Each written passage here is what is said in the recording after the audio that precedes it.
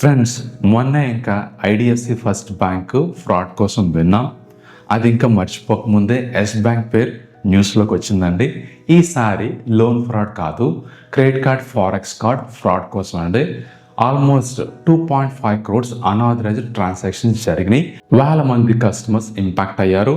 అసలు ఏం జరిగింది, ఎలా జరిగింది, మీకు రిస్క్ ఉందా లేదా, ఈ వీడియో క్లియర్గా ఎక్స్ప్లెయిన్ చేస్తాను. అసలు ఫ్రాడ్ ఏంటి అంటే, ఎస్ బ్యాంక్ ఇష్యూ చేసిన మల్టీ కరెన్సీ ఫారెక్స్ కార్డ్స్ పైన అన్ఆథరైజ్డ్ ట్రాన్సాక్షన్స్ జరిగాయండి. అంటే ఆల్మోస్ట్ 5,000 కస్టమర్స్ తాలూకా కార్డ్స్ ఎఫెక్ట్ అయ్యాయండి. ట్రాన్సాక్షన్స్ అన్నీ కూడా ఫారెన్ కంట్రీస్, అది కూడా లాటిన్ అమెరికా సైడ్ జరిగాయండి. కస్టమర్స్ పర్మిషన్ లేకుండా మనీ స్వైప్ అయింది. ఇవి ఆన్లైన్ పర్చేజెస్ రూపంలో జరిగాయండి అన్నీ కూడా. మరి ఇది ఎలా పాసిబుల్ అయింది అంటే, ఇక్కడ మెయిన్ ప్రాబ్లం ఏంటి అంటే, కొన్ని కంట్రీస్లో 2-factor అథెంటికేషన్, అదేనండి ఓటీపీ మాండేటరీ కాదు.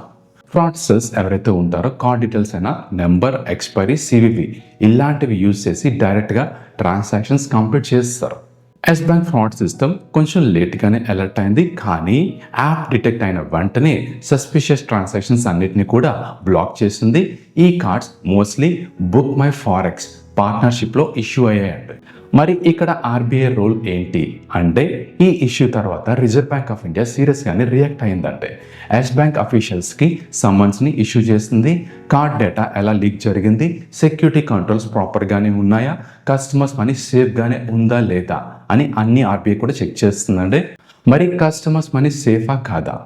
ఎస్ బ్యాంక్ అఫీషియల్ స్టేట్మెంట్ ప్రకారం కస్టమర్స్కి డైరెక్ట్ లాస్ ఉండదండి. ఫ్రాడ్ ట్రాన్సాక్షన్స్ పైన ఛార్జ్ బ్యాక్ ప్రాసెస్ అయితే కనుక స్టార్ట్ చేశారండి. అఫెక్టెడ్ కార్డ్స్ని బ్లాక్ చేసి న్యూ కార్డ్స్ కూడా ఇష్యూ చేస్తున్నారంట.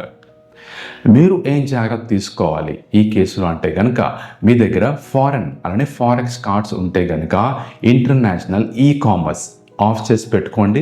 కార్డ్ అలర్ట్స్ని ఆన్లో ఉంచుకోండి. అన్నోన్ ట్రాన్సాక్షన్ కనిపిస్తే ఇమ్మీడియట్గా బ్యాంక్కి రిపోర్ట్ చేయండి.